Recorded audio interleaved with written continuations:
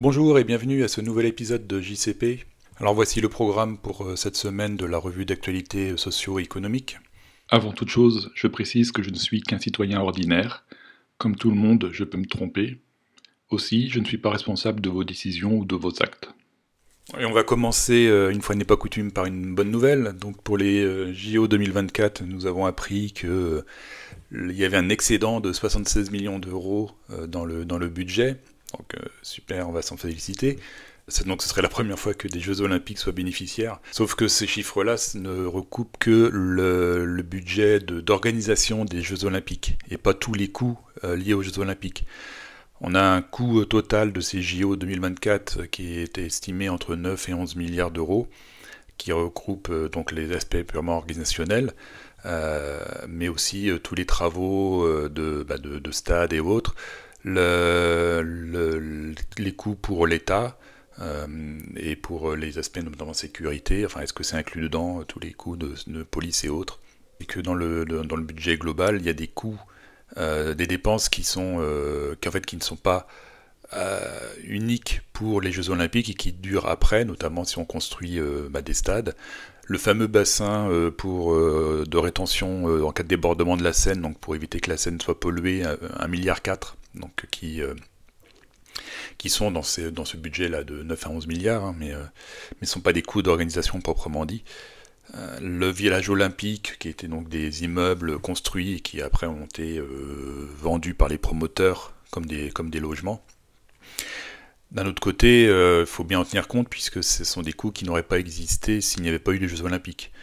Donc voilà, donc c'est une manière de présenter la chose, que les Jeux Olympiques sont bénéficiaires. En tout cas, c'est comme ça que c'était présenté, mais bon, on peut avoir une autre lecture qui est qu'ils ont rapporté 4 500 millions de revenus pour un coût entre 9 et 11 milliards. C'est une autre manière de lire la chose. Et les 76 millions d'euros, on apprend qu'en fait, ils vont être redistribués vers tout ce qui est fédération sportive, donc pour le sport, on va dire en France, et une partie aussi va être renvoyée au comité des Jeux Olympiques internationaux. Une deuxième bonne nouvelle, à mon sens, pour cette semaine, c'est la taxe Zuckman qui a été repoussée, refusée au Sénat, donc cette semaine, séance publique. Donc vous voyez le résultat des votes, contre 188 pour 129. Donc ça n'a pas été adopté. Il y avait seulement 8 amendements qui étaient déposés. Beaucoup moins de débats qu'à l'Assemblée en février.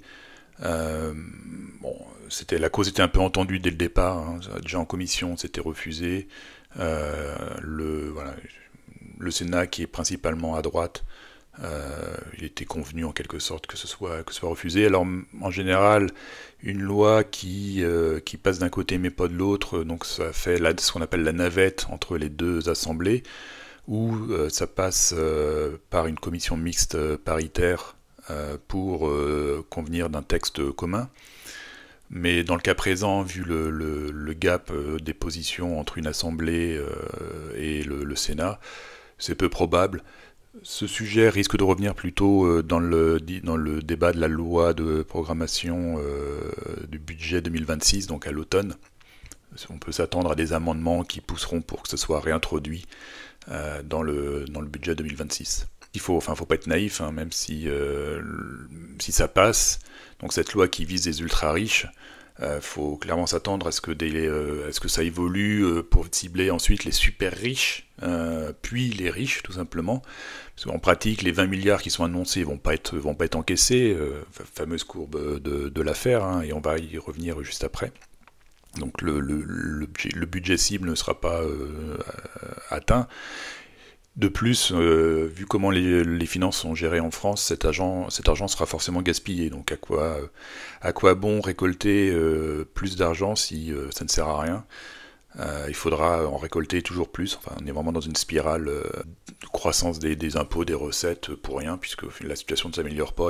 En parallèle, le gouvernement prépare une solution, on va dire, alternative, qui était liée en fait à la suite de la fameuse CDHR, donc contribution différentielle sur les revenus, qui va être applicable sur les revenus 2025, où le gouvernement prépare une alternative, et cette semaine justement on a appris un peu de quoi ce serait. C'est une espèce d'impôt sur la fortune différentiel pour les patrimoines qui dépassent 2 millions d'euros. Le taux d'imposition, en tout cas l'impôt minimum serait de 0,5% de ce patrimoine, mais uniquement le patrimoine, enfin le revenu, quoi, pas la prise en compte du patrimoine professionnel. Donc cette fameuse courbe de l'affaire, hein, trop d'impôts tue l'impôt, en pratique, parce que dans les discussions là, de cette taxe Zuckman, il était dit que oui mais non, en France il n'y a pas d'exil fiscal, aucun risque que les ultra riches ne quittent le pays, ou sinon à la marge, si jamais cette taxe venait à être mise en place. Bon, on va prendre 3 exemples récents. Donc en Norvège, vous avez peut-être vu, donc ils ont augmenté l'ISF de 0,1% et les taxes sur les dividendes de 6%. Et au final, les gens concernés ont quitté le pays, donc avec une baisse des recettes fiscales, hein, moins de recettes qu'attendu. Et le gouvernement norvégien, au lieu de se dire que c'est une mauvaise décision, ils persistent dans leur dynamique, en se disant on va augmenter ou on va mettre des contraintes supplémentaires sur l'exit tax pour faire en sorte que les gens concernés ne quittent pas le pays. Et c'est ce qui était aussi proposé dans la taxe Zuckman, renforcer l'exit tax pour les gens concernés. Également au Royaume-Uni, il y a eu, je crois que c'est en 2023, ils ont mis fin au régime de non-domiciliés. Donc c'est pour les gens qui habitent au Royaume-Uni mais qui, dans le cadre de ce régime, ne sont pas imposés pour leurs revenus étrangers, donc uniquement pour leurs revenus au Royaume-Uni. Donc ce régime a été arrêté. Donc au final, 4400 dirigeants d'entreprises ont quitté le pays. Donc parce que c'est des gens qui habitaient au Royaume-Uni mais qui avaient leurs activités, leurs entreprises ailleurs. Voilà, réaction à l'augmentation des impôts, ils ont quitté le pays, donc avec toutes les conséquences que ça peut avoir sur la fiscalité locale qu'ils payaient tout de même, hein, et les dépenses locales, parce que ce sont des gens qui sont a priori ont un train de vie assez confortable et donc pas mal de dépenses. Voilà, tout ça c'est parti, tout ça a quitté le territoire. Et troisième exemple, donc on en a parlé la semaine dernière, hein, la France qui avait mis en 2018 une taxe sur les yachts qui dépassait 30 mètres, 10 millions d'euros attendus, là on est à 60 000 euros en 2024. Les gens ont changé l'immatriculation de leur bateau pour ne pas avoir à payer cette taxe supplémentaire. Donc voilà, 3 exemples de cette fameuse courbe de l'affaire, hein, trop d'impôts tue l'impôt, surtout pour les gens qui ont les moyens de se réorganiser et de quitter un pays, de faire bouger leur patrimoine. C'est évident que la taxe Zuckman, comme là, qu'il n'y a que la France qui la mettra en place, tout le monde à part les 2-3 qui voulaient, pour le principe, rester pour montrer qu'ils sont... ils sont solidaires ou autres, voilà, mais il y aurait eu un effet négatif évident sur les recettes fiscales en France. Et pire que ça, sur le développement économique de la France, puisque un étranger, pour quelle raison viendrait-il installer son entreprise en France, sachant qu'il se prendrait 2% de la valeur de son entreprise de fiscalité comme ça, quoi. Autre bonne nouvelle, on continue, cette semaine, le Rassemblement national va réfléchir à la situation économique, ça c'est vraiment la nouvelle. Ils veulent mener une réflexion interne sur une règle d'or budgétaire pour respecter les 3% de déficit public, tout en préservant les dépenses d'investissement. Donc ça c'est ce qu'ils annoncent.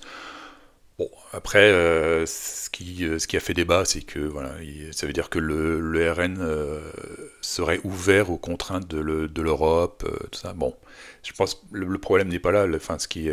C'est un peu sarcastique, mais ce qui est vraiment la nouvelle, c'est que le RN réfléchit à avoir une position sur la situation économique, ce qui serait vraiment une révolution pour ce parti qui jusqu'à présent était vraiment plus opportuniste au cas par cas. On se rappelle la censure du gouvernement Barnier sur la fiscalité des retraites, mais jusqu'à présent ils n'ont pas gratifié de grandes lignes directrices et de vision économique pour le pays. Également cette semaine, donc la HATVP, a publié les patrimoines des gens du gouvernement Bayrou, la haute autorité pour la transparence à la vie publique. Elle s'assure du caractère exhaustif, exact et sincère des déclarations, donc c'est du déclaratif. Hein. Donc les patrimoines annoncés sont dans une fourchette très large, entre 23 millions pour les plus riches jusqu'à 67 000 euros pour le moins riche. Dans l'absolu, peu importe le fait que des ministres soient multimillionnaires, ce que ça montre, en tout cas pour les deux premiers, Ferracci et Lombard, c'est lié au fait qu'ils soient dirigeants, en tout cas qu'ils aient des parts dans des cabinets de conseil, dans des entreprises. Et ceux qui sont en bas de la fourchette sont ceux qui ne vivent que de leurs revenus publics, de la fonction publique. Donc bon, c'est encore une démonstration qu'il vaut mieux être entrepreneur que simple salarié si on veut faire fortune. Bon, ça c'est pas une nouvelle surprenante. Deux points communs assez fréquents quand on regarde les déclarations. La première, c'est qu'en termes d'investissement et de placement du patrimoine, ces gens ont finalement des placements très bons pères de famille, donc ils ont un peu d'immobilier, et des placements dans des livrets, assurance vie, compte titres, et surtout plutôt dans des banques physiques ayant pignon sur rue. Il n'y a rien de bien, en termes de placement visible, en tout cas déclaré, il n'y a rien de bien révolutionnaire dans la structure de leur patrimoine. Et deuxième point alors vous me direz si vous avez une lecture différente, mais entre la partie revenus déclarés, donc les rémunérations de ces gens qui vivent de l'argent public depuis pas mal d'années, hein, on a des gens députés, ministres, qui touchent plusieurs dizaines de milliers, voire centaines de milliers d'euros par an depuis plusieurs années. En fait, quand on regarde ça et la partie patrimoine, pour beaucoup d'entre eux, ça ne colle pas. En fait, l'argent, on se demande où il est. Malheureusement, quand je tourne cette vidéo, le site internet de HATVP ne répond pas. Mais en prenant deux exemples, donc Éric Lombard, qui touchait 300 000 euros hein, quand il était à la tête de la CDC, et il a déclaré en 2024 6 millions de dividendes venant de son cabinet de conseil. Bon. Et quand on regarde son patrimoine, alors certes il a de l'immobilier, mais l'immobilier date d'avant, et typiquement les 6 millions de dividendes, ils n'apparaissent pas dans son patrimoine, hein, on ne sait pas où ils sont. Et à l'autre bout de l'échelle, hein, Gérard Darmanin, donc, qui est celui qui a le plus petit patrimoine, à 77 000 euros, donc on parle de patrimoine net, hein, déduit des emprunts bien entendu. Pareil, hein, il est ministre, député, maire depuis X années, donc il touche plus de 100 000 euros par an depuis pas mal d'années. Et voilà, quand on regarde ses placements,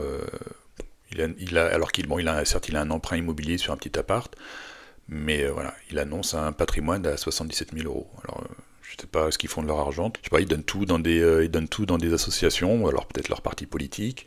Je ne sais pas. Peut-être avez-vous la réponse, moi je ne l'ai pas.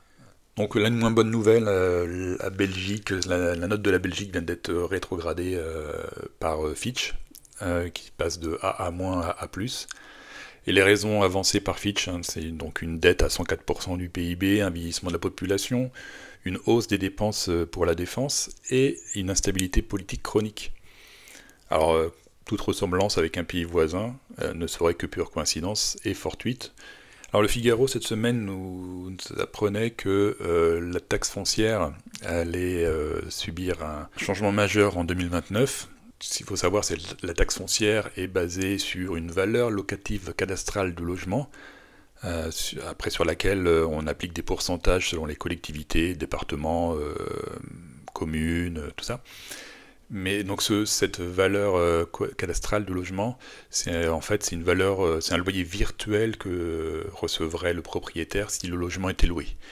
Donc c'est virtuel parce qu'on peut être simplement propriétaire du logement, donc on n'a pas de loyer en face, mais voilà. C'est ce qui sert un peu de base de calcul. Ça vient d'un barème qui date des années 70, qui a été indexé depuis, mais voilà, les critères et les règles, en tout cas, datent des années 70.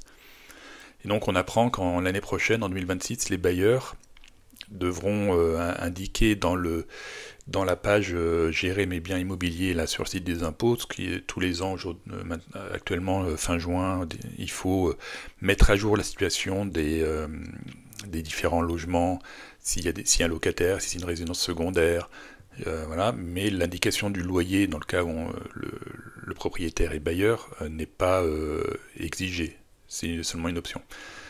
Donc en 2026, il faudra indiquer les loyers reçus pour ces logements s'ils sont loués, sachant que en fait les revenus apparaissent déjà dans la déclaration de revenus, hein, donc je sais pas pourquoi il faudra le faire 2 fois. Est-ce que ça veut dire que les bases ne sont pas recoupées aucune idée. Et en fait, cet aspect un peu statistique va permettre de mettre à jour la base de la VLC pour 2029.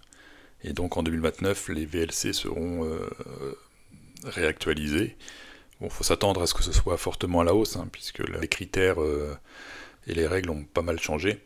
Et donc encore une augmentation de la taxe foncière, en plus des pourcentages décidés dans les départements, les communes, qui eux-mêmes aussi ont eu tendance à sérieusement augmenter ces dernières années, suite à l'arrêt de la taxe d'habitation notamment. La taxe foncière est déductible des impôts pour ceux qui sont bailleurs, donc c'est déductible des revenus liés à ce logement, hors taxe sur les ordures ménagères. Donc ça voudra dire moins d'impôts, puisque la taxe foncière va augmenter, moins d'impôts collectés par l'État, mais plus d'impôts collectés par les collectivités locales, hein. Mais au final, qu'on soit propriétaire, bailleur ou non bailleur, le bilan sera négatif. Enfin, ça sera encore une augmentation de la fiscalité. Et cette semaine, la Banque de France a mis à jour ses prévisions de croissance pour l'année 2025, donc après l'OCDE la semaine dernière et puis la Commission européenne quelques semaines auparavant. Donc ils ont revu à la baisse pour 2025 une croissance de 0,6% au lieu de 0,7%, et en 2026 1% au lieu de 1,2%. Bon, il reste encore le gouvernement qui n'a pas mis à jour et qui est toujours à 0,7% pour 2025. La Banque de France met ça sur le dos des taxes douanières des États-Unis, donc il y aurait un impact sur la croissance. En parallèle, l'inflation cœur, donc excluant l'alimentation et l'énergie, les prévisions donc actualisées à 1,9%, et une manière générale l'inflation à 1% pour 2025. Mais sont donc des taux supérieurs à la croissance. Et ils annoncent aussi des prévisions d'endettement donc à 120% du PIB en 2027. Et toujours sur le feuilleton de l'été, le budget 2026, on continue avec les ballons d'essai, avec les annonces, hein, quand bien même Bayrou veut toujours se garder la primeur des annonces pour la mi-juillet. Alors cette semaine, donc comme j'en parlais un peu précédemment, ils réfléchissent à un ISF, le retour de l'ISF, mais différentiel, donc de telle sorte que pour ceux qui ont un patrimoine supérieur à 2 millions d'euros, la totalité de la fiscalité soit au moins égale à 0,5% de ce patrimoine. Donc la fiscalité, je crois que c'est impôt sur le revenu, CEHR, donc contribution exceptionnelle sur les hauts revenus, et cette ISF. Il parle de baisser le nombre de fonctionnaires, mais c'est très vague pour l'instant. Donc en pratique, jusqu'à présent, tout ce qu'on entend, c'est surtout des augmentations d'impôts, que ce soit augmenter des impôts ou baisser des crédits d'impôts, ça revient au même, hein. Mais rien de bien concret sur la baisse des dépenses proprement dites. La semaine dernière, il y avait une piste sur baisser les crédits d'impôts pour tout ce qui est aide à la personne. Bon, Matignon, qui n'ait pas vraiment d'annonce bien concrète, a sorti un démenti cette semaine sur le sujet. Alors cette semaine, Amélie de Montchalin sur RTL était très déterminée, volontariste dans son entretien sur le besoin d'agir, blablabla, mais en même temps elle menaçait que si rien n'était fait, le FMI et les créanciers allaient devoir intervenir. Alors est-ce que c'était la com, ou est-ce que c'était une vraie conviction et qu'il va y avoir vraiment un changement de politique budgétaire majeur cette année? On va voir ça dans un mois. François Villeroy de Galhau, donc toujours, hein, qui dit que l'effort doit être partagé et juste, donc toujours cette justice fiscale, concept bien subjectif. et donc concerner tous, à commencer par les plus favorisés. C'est toujours pareil, hein, on augmente les impôts. Et François Bayrou, cette semaine aussi, qui disait « Tout le monde va devoir participer à cet effort ».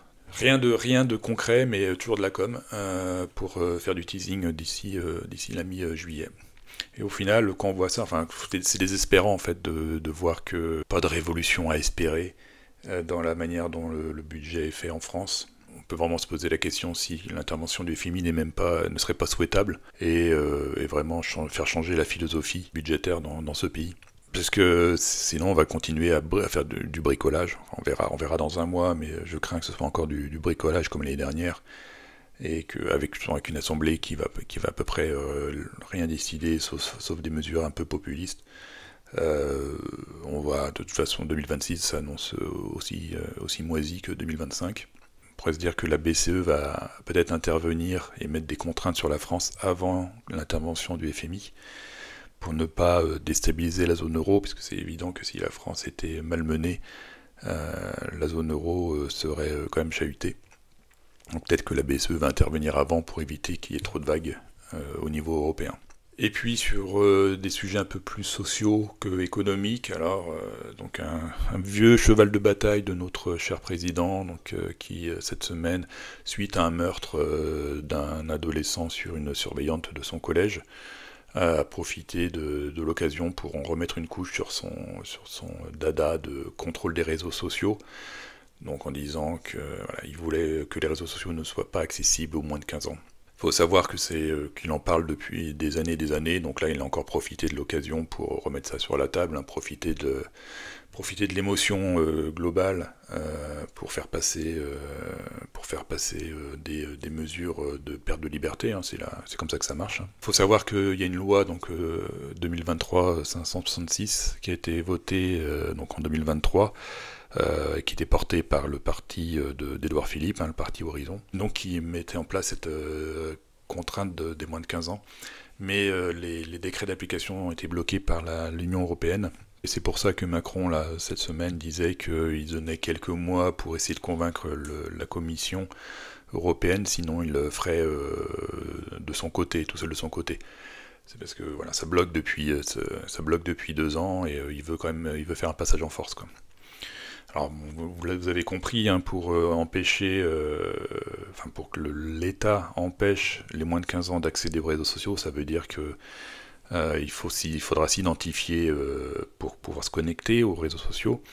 Donc pour ça, Macron parlait de reconnaissance faciale ou d'identifiant, mais ça veut dire que tout le monde, y compris les gens de 75 ans, devront avoir cet identifiant ou cette reconnaissance faciale pour pouvoir se connecter.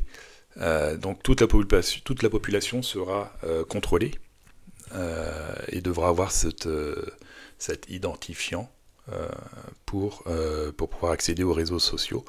Donc ça permettra de savoir qui se connecte à quoi, hein, parce qu'il ne faut pas être naïf. C'est inspiré du référentiel mis en place par l'Arcom pour le contrôle d'accès aux sites porno. Mais il faut pas être naïf, même s'il y a un intermédiaire qui donne cet identifiant et qui n'est pas censé savoir pour quel site internet cet identifiant est utilisé. Bon, sachant qu'aujourd'hui il n'y a que les sites porno qui utilisent cet identifiant. Donc. Mais faut pas être naïf que ces intermédiaires privés partageront l'information. Parce qu'il y aura forcément des lois qui passeront après pour dire que sur réquisition de la police, ils devront donner les logs et les identifiants et faire la correspondance entre l'identité de la personne et l'identifiant. Enfin, faut pas être. C'est comme ça que ça se passe depuis tout le temps. Il faut pas être naïf, quoi. Ça continuera comme ça. Si on fait le bilan sur les 2-3 dernières semaines, donc on a eu Darmanin qui profitait de son speech sur la lutte contre le narcotrafic pour vanter les mérites de la fin du cash, de l'argent liquide, et donc poussé pour de l'argent numérique, hein, le fameux euro numérique. En même temps, lui et Bruno Retailleau militent aussi pour la reconnaissance faciale généralisée de la population, donc dans l'espace public, aussi pour lutter contre le narcotrafic et les violences urbaines, donc suite à ce qui s'est passé après la victoire du PSG en Ligue des Champions. Donc l'euro numérique plus le contrôle facial plus cette identité numérique en ligne en fait avec un identifiant pour contrôler tous vos faits et gestes sur Internet. C'est clairement une brique de plus vers le crédit social, puisque les gens à la fois vont s'auto-censurer, hein, puisqu'il n'y aura plus d'anonymat sur Internet. Alors parfois on peut dire tant mieux, hein, puisque quand on voit effectivement pas mal de certains commentaires qui sont effectivement très injurieux, et on peut imaginer effectivement quand même les dérives. Donc les gens vont quand même pas mal s'auto-censurer, et cette surveillance généralisée et les punitions associées, aussi bien dans le monde réel que virtuel, va faire que c'est clairement une perte de liberté et la population sera sous contrôle permanent. C'est tout pour cette fois, je vous dis à bientôt pour un nouvel épisode de JCP.